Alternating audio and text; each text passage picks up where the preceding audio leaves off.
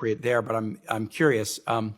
The French have been doing counterterrorism operations in Mali since 2013. They have about 2,000 troops there. They've announced this year that they're going to withdraw those troops because of conflicts between their operations there and the government of Mali. They're likely to redeploy some of those troops to Niger, where we have about 800 troops. How is the withdrawal of French and EU forces from Mali likely to affect U.S. military operations in the region?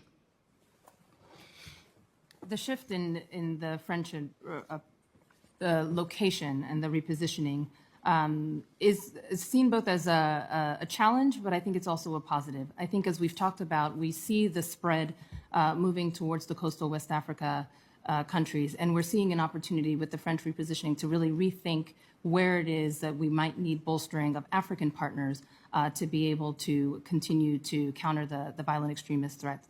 And so the French are thinking through that with us. They're working with us and the positioning of where we have our troops to make sure that there's enough coverage between the African partners, the French operations that they're doing, as well as looking at where the peacekeeping mission is in Mali and where African partners have provided their own initiatives to be able to, as I said, ensure we have coverage across the Sahel to try and prevent and counter what we see as a spread towards the littorals.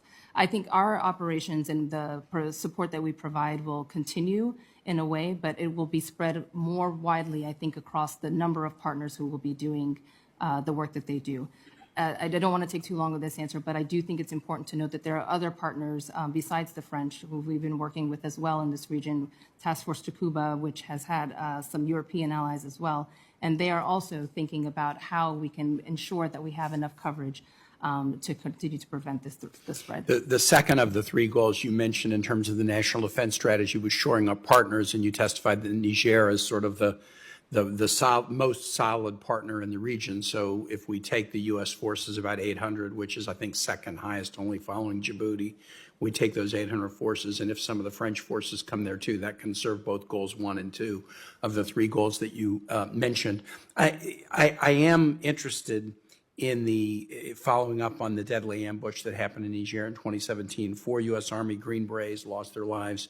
4 troops from Niger were killed. It was an unusual mission. It was an advise and assist training mission. There was not an expectation that it would be kind of in a conflict zone. The conflict developed. The group that we, that killed our troops in Niger was not a group that the U.S. had designated as a terrorist group at that time. What has been the assessment or alteration or reassessment of the advise and assist missions in the Sahel following the death of these Green Berets? Senator, I would have to come back to you on an answer on that. As you know, the Tonga Tonga incident has been researched and widely investigated to ensure that there has been accountability for the challenges that happened and occurred during that particular mission. But I would be remiss if I told you I knew exactly what the details of that were. So I would like to take that question for the record if I can. We'll submit it in writing, and in particular, I'm aware of some of the analysis of what happened, but I'm particularly interested in whether the DoD has done adjustments or alterations to the advise and assist missions in the region as a result of those lessons learned. So we'll do a written question for the record that's specifically on that point. And with that, Mr. Chair, I yield back.